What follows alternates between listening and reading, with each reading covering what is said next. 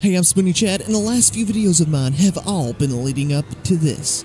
We're about to do a grand tour of SARNUS and all of its moons using a single, highly radioactive spaceplane, putting us closer than ever to beating modded Kerbal space program using aircraft only.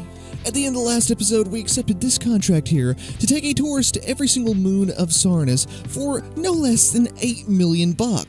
Which is going to be pretty darn helpful for the space agency. So we're going to get started on a plane that can do exactly that. At the core of this aircraft is going to be a single fire flash engine, which is basically just a nuclear jet engine. Instead of burning fuel, you use the heat from a nuclear reactor to heat and expand air to run the engine, which means it requires absolutely no fuel or even any oxygen in the air to work. So it's perfect for places like Tekto, which we're going to be going today, which has absolutely no oxygen but a ton of atmosphere to be had. So it's going to be perfect for that. It's also just going to help this thing get off the ground, and hopefully this first version will be able to, SSTO up to a station to refuel itself. We've got two Dart arrow spikes there, which doesn't provide the craziest amount of Delta V, but I was hoping that could kind of help us get off the ground, at least for initial testing.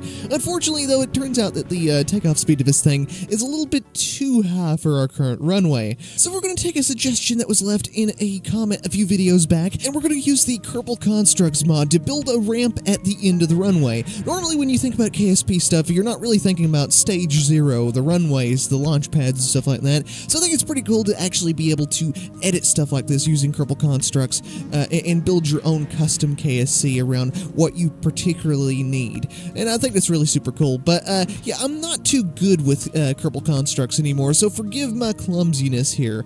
We do build a ramp using two separate runway parts, and it's not going to look very pretty, but hopefully it will function correctly. See, the fire flash engine in the center there can get up to some ludicrous speeds, but it needs a little bit of help when it's going a lot slower. That's why we're using those Dart engines, and turns out our ramp works perfectly fine and is actually able to get this thing off the ground. And we have plenty of Delta V to get to orbit, but this is just not going to cut it for a full mission to SARNUS. There's absolutely no way we're doing that. So in the spirit of overkill and in the spirit of radiating our Kerbals to death, I'm going to add two Nerve engines where those two Dart engines originally were and switch all the fuel over to liquid fuel, which is going to give us a massive amount of Delta V, actually over 8,000 when we get these drop tanks on here, but that brings up the total number of poorly shielded reactors up to 3 now, so our tourist is going to be quite radiated by the time he gets home, so I hope that doesn't take away from the funds he's giving us at all. So with a much lower thrust, how do you even get this thing into orbit? Well, the answer that I came up with was sticking it in between two SO-12 Martins from the last video and calling it a third stage, which admittedly I think looked pretty darn cool. And yeah, I did run the fire flash engine there for even more extra thrust. I don't know how much that actually helped, but it staged a lot earlier than I actually thought it would. And well, even though we ended up with a really high apoapsis, we weren't really able to get this thing quite into orbit, no matter how cool it looked. And yeah, I pretty much fell right back down to Kerbin without getting any kind of anywhere near orbital speed. So back to the drawing board, I grabbed one of our SO-12 booster stages, which has no cargo bay or anything, it's just filled with rocket fuel, and then put two fire flash engines on the side of it, which is really in the spirit of this video. The more nuclear reactors, the better. And surprisingly, I think to probably everyone's surprise, this actually kind of works. And our ramp that we made earlier isn't going to be complete waste because it actually lets this thing take off the ground. I don't think this can actually take off on the normal runway by itself, at least at the normal length. And this worked really well, as you can tell, so we're going to go ahead and add in all of our crew and, of course, our tourist, whom I'm assuming packed a lead blanket and plenty of iodine along with him. Here's 3 fire flash engines running at the same time, spitting out God knows how much radiation behind them.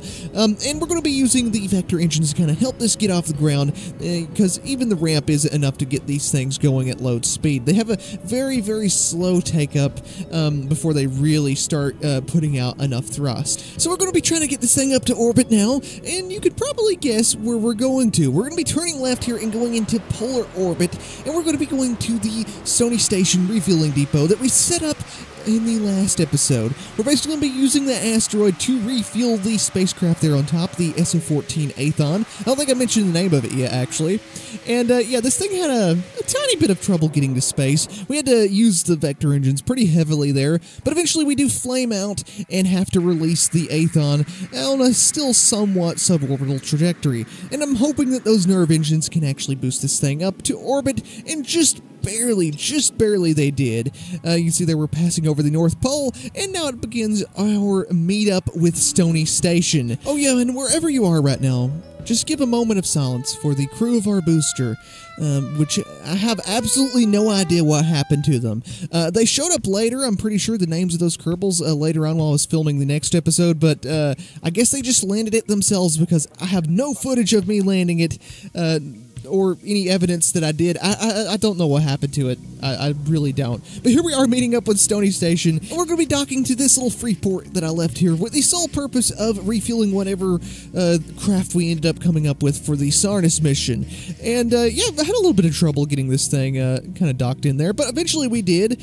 And it turns out that Stony Station was processing some science and actually had 499 science. It's really decent, just from setting up here in low Kerbin orbit and doing some temperature surveys. So we're going to go ahead and start up the ISRU and the drill and begin mining a Stony Station, the little asteroid there, and mining it we did. I think by the time that this was done with, Stony Station only weighed a couple of tons, the asteroid itself that is. We mined most of the material out of it and turned it into liquid fuel. So this thing is completely full now. We have over 8,000 meters per second of delta V, but we're in a polar orbit, meaning that it's kind of hard to get back into an equatorial orbit, and it's very hard to plan maneuvers from here. I actually had to warp over a year to wait for our orbit to be in the correct direction to actually exit. And if you're wondering where SARNUS is, it's basically out past where Elu originally is in the game. There's Joule, by the way, and then there's SARNUS. It's very, very far out. So this takes a lot of delta V, this whole exit burn, and probably a little bit more. It's probably pretty inefficient because of it being from a polar position. But here we are leaving Kerbin in a very odd direction. I don't think I have before.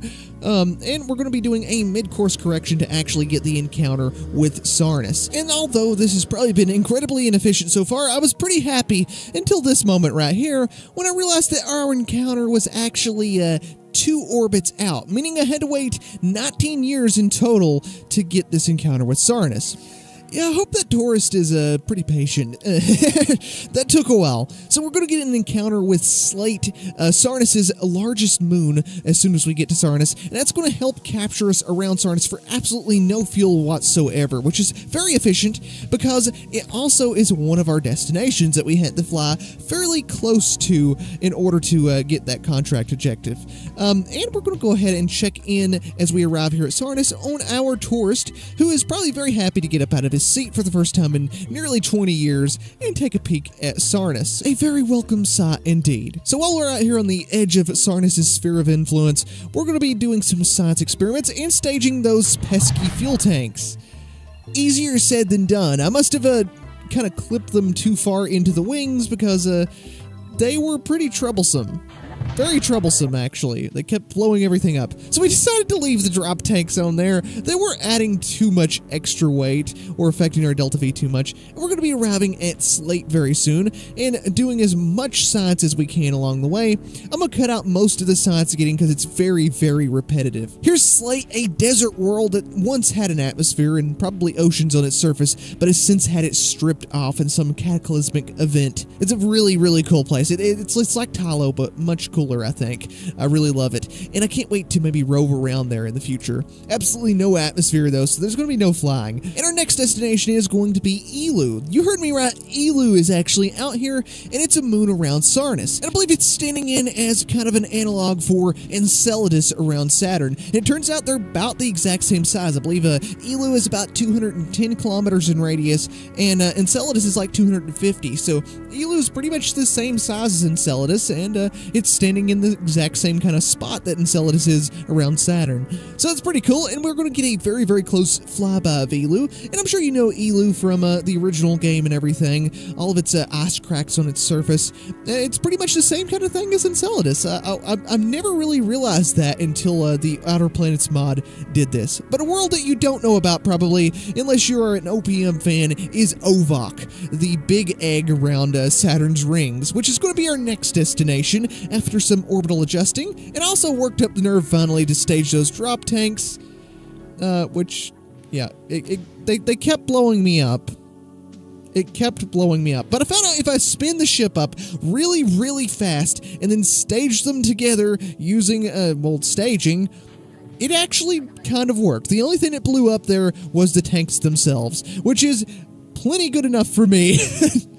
So we finally got rid of those tanks, and now we have a little tiny bit extra Delta V, and we're going to get our close encounter with Ovok across the North Pole of it, because although it looks rather round in that image, it's actually very egg-shaped, and it's actually based on another moon of Saturn called Methone, which is literally the exact same shape as this. I can't stress enough, Methone literally looks exactly like Ovok, right down to a two-tone surface on one side. Pretty much an exact analog. But anyway, the reason why we're getting the polar encounter rather than an equatorial one, or anything even near equatorial, is because Ovok is egg-shaped, of course, and it rotates really fast, meaning one of its egg bits might rotate into the exact same area that your spacecraft is going to be going into, which is generally not a good thing. So here we are getting some extra science as we go over top of the pole, and we're going to be leaving Ovok, unfortunately. It's one of my favorite places to visit in the SARNUS system, and a really great place to set up a refueling base. Our next destination, though, is Hale, which is even closer in to SARNUS than Ovok is, and it's right in the middle of SARNUS's rings, actually, which means we're going to have to fly through the rings several times before we actually get an encounter with it, which I'm not complaining about. There's the, I guess you could call it the H gap or something, the Hale gap in the rings, which is right where it sets at, and kind of bobs up and down in and out of the rings as it goes along.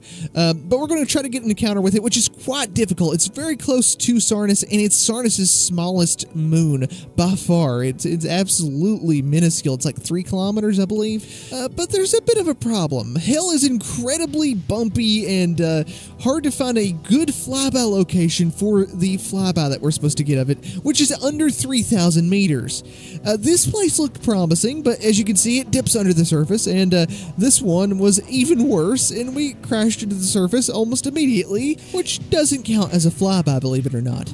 So we're going to have to come up with a different game plan here. I had to make the encounter super close to Hale so its rotation wouldn't mess up the encounter any, and plan it out just above the surface in this singular location, which seemed promising enough. Just got us like 150 meters under the flyby altitude we're supposed to get for this tourist. This guy is a real thrill seeker. So we're going to go ahead and get Bob out here to reset the science experiments right before we pass through Hale. And yes, that is pretty much real time in the background there. We are flying past it.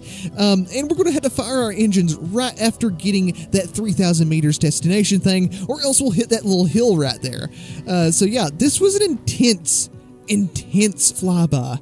It was very, very, very nerve-wracking in person. But luckily, here we're past Hale, and yeah, it doesn't really do much to disturb your orbit. The thing barely weighs like probably like 2 kilos or something. So yeah, it's not really going to do much for our orbit, so we don't really have to worry about that with that incredibly close flyby. So we're going to go ahead and make our next destination, which is on the complete opposite end of the SARNUS system, the farthest moon from SARNUS, and the second biggest one to boot. Welcome to Tekto, a moon that's basically a Titan analog for the SARNUS system, which has an incredibly dense atmosphere, denser than Kerbin's at the surface, but is a lot smaller than Kerbin, meaning this is probably the easiest place to get something flying in the entire extended Outer Planets mod Kcalbeloh System. And in my opinion, at least with this mod pack, it's one of the easiest places to land on or get an encounter with or anything, because it's basically free for everything. I'll explain as we get farther along, but as you can see here, it's completely free to get an encounter. You just do a pass through the atmosphere, and no matter how deep you really go into the atmosphere, you're not really going to burn up. The orbital speeds here are pretty slow, even with a transfer from the closest moon in Hale there. It's a very, very low orbital speeds, especially once you actually get into orbit. The speeds are about the same as on Duna, but a much, much, much thicker atmosphere to boot. So that's really, really helpful for stuff like this.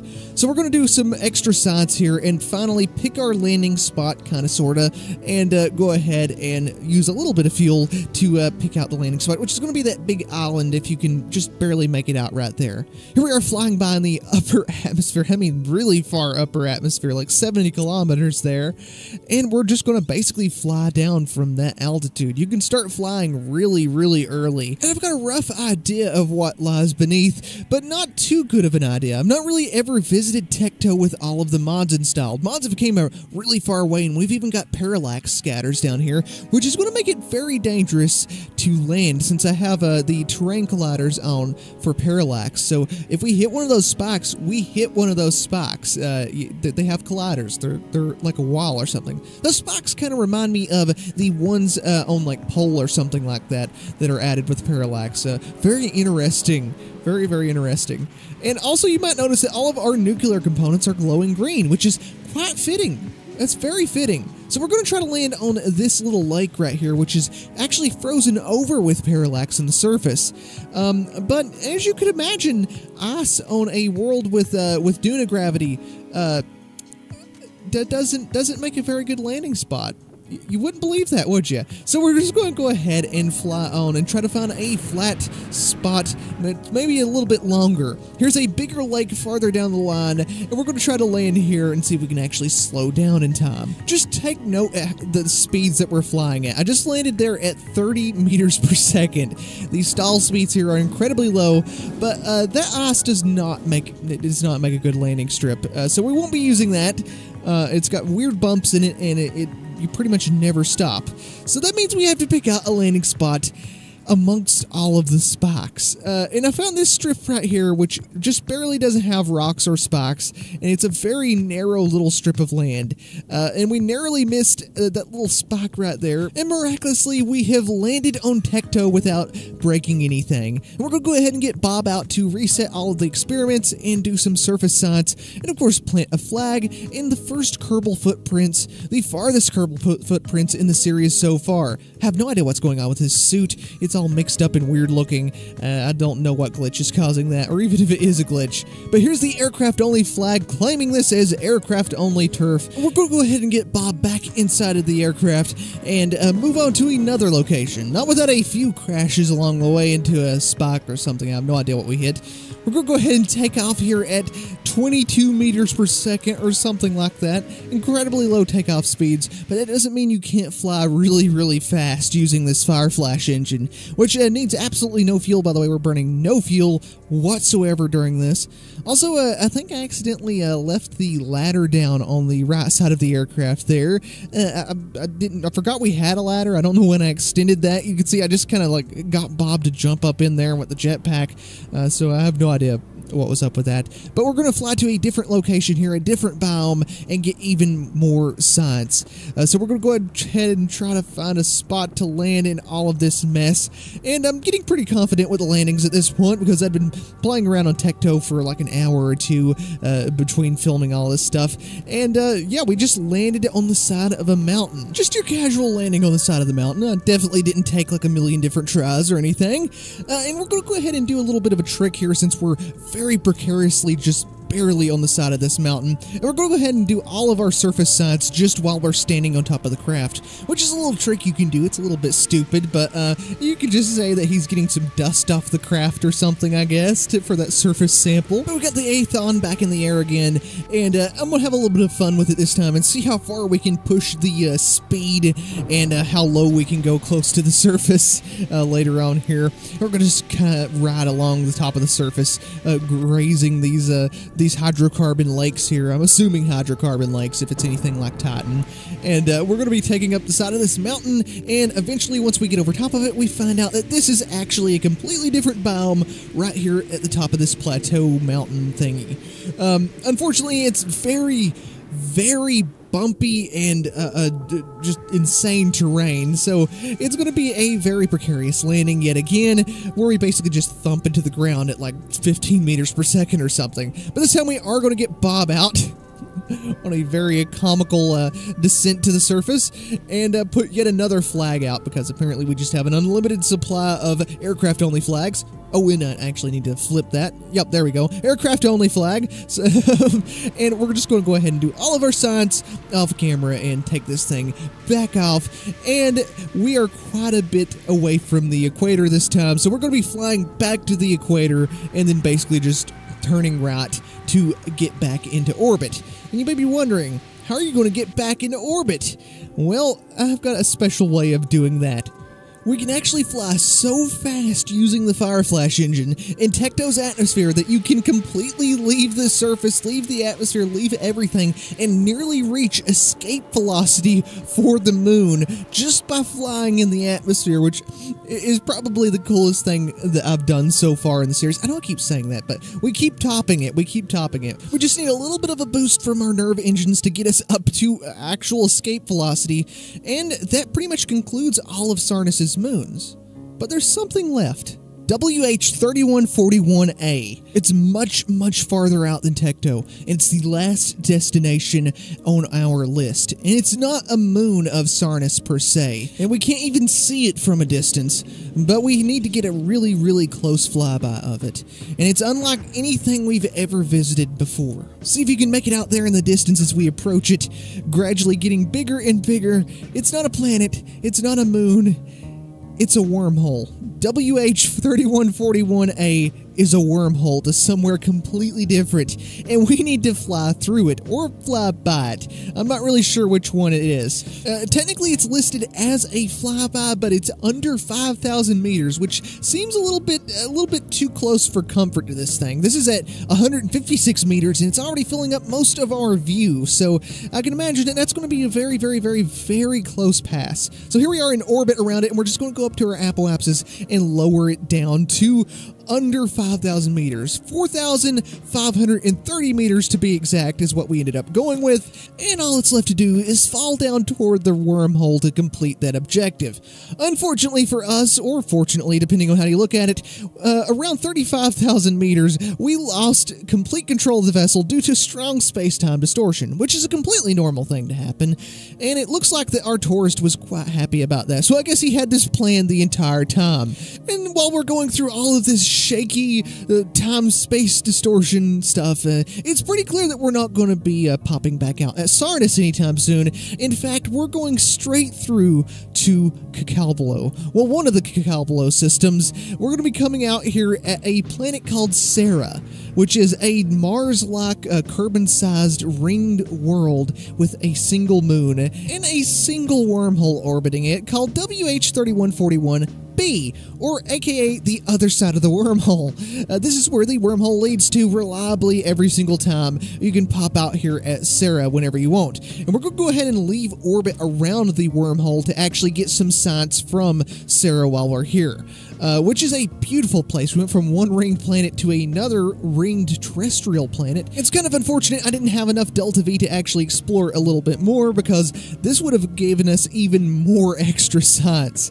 So here we're going to be looking through the science experiments here. You can pause it to read anything you want to. But the gist of it basically is that Sarah has some lakes on its surface, but otherwise it's completely lifeless and barren and has no oxygen in its atmosphere as far as I know. So no jet engines there, but we will be able to use our good old nuclear engines. So it's time to go back home, but I accidentally flew through the wormhole a little bit too fast, apparently, which caused us to end right back up where we started, which is a tad bit scary that we wouldn't get home. There is the Kcalbeloh supermassive black hole in the distance. Believe it or not, Sarah is actually orbiting that. Only through its sun it's orbiting that. It's just very, very huge. So here we are flying back through it, losing complete control of the vessel again, and I'm not adding to shaking or anything. That thing is really shaking like that in game. It's funny. It's also kind of terrifying at the same time. And I'm sure our crew is quite happy to be back here at SARNUS and finally saying goodbye to the wormhole. We're going to put ourselves in a nice circular orbit around SARNUS in between the wormhole and Tekto, so we don't hit anything while we're waiting to get our encounter with Kerbin. And if you think getting the encounter with SARNUS to begin with took a while, just wait until you see this, because I'm not very good at setting up encounters to begin with, and we only have 1600 meters per second, and we have to get all the way back to Kerbin from way out here past Jool. And speaking of Jool, on one of our mini orbits around Kerbal, because this took quite a while, we did get a slight encounter at the very edge of Jool's sphere of influence, which gave us a little bit of extra science, and you can just see we're flying around Kerbal there at many times real speed, many times real speed, and we finally got our encounter with Kerbin. Unfortunately, though, we were going just a little bit too fast to actually capture, which is a tad bit of a problem. So originally I tried flying through Kerbin's atmosphere to slow down a bit naturally, but it turns out we were going quite a bit too fast for that too. Yeah, and we kind of ended up toasting the entire crew and blowing the entire aircraft apart. That was actually faster than Jeb's trip through the eclipse or anything. It was nearly 5,000 meters per second through the upper atmosphere. So instead, we just took the flyby and used it as a gravity assist to lower our orbit to around Adres. That was about the peak of our orbit there, which is quite a bit lower than going back to SARNUS over and over again. So it wasn't that much longer waiting for a second encounter with Kerbin. And with this encounter, we were finally going slow enough to actually capture around Kerbin. The only problem is that we still are really low on Delta V, so we do need to do a whole bunch of aero brake passes around Kerbin to finally get captured in a low enough orbit until we can safely land. And I'm going to go ahead and spare you of all the many aero brake passes, and we'll just skip right to the final landing aero brake pass, which is quite a spicy one because we still had a fairly high orbit whenever I did this, but I managed to keep a pretty good angle there and flip it around to bleed off as much speed as possible fast enough so that we didn't actually burn up, which was a pretty good re-entry. It was shaky and weird, but it was a pretty good re-entry. And we're going to be landing at round range today just because that so happened to be the thing that lined up with this aero brake pass pretty good. And we're going to be shooting for the longer runway here at round range, the one that I usually try to shoot for with these because it gives you a little bit longer to slow down, especially if you land farther down the runway like I did here. And this thing is pretty chunky. It has a hard time slowing down pretty well, as you've seen on Tekto there. We got it landed, though, perfectly fine, and it's time to recover this, and we got no less than 18,000 science from that. That's a lot of science, and we got 12 million Kerbucks to play around with. So it's going to be quite a shopping trip in the next episode, because that's all I've got for this one. And what do you think I should do in the very next episode? I feel like we need to top the SARNUS trip, but that's going to be pretty hard to do. So let me know in a comment what I should do in the next episode. As for right now, this is a very tired Smooneychad out.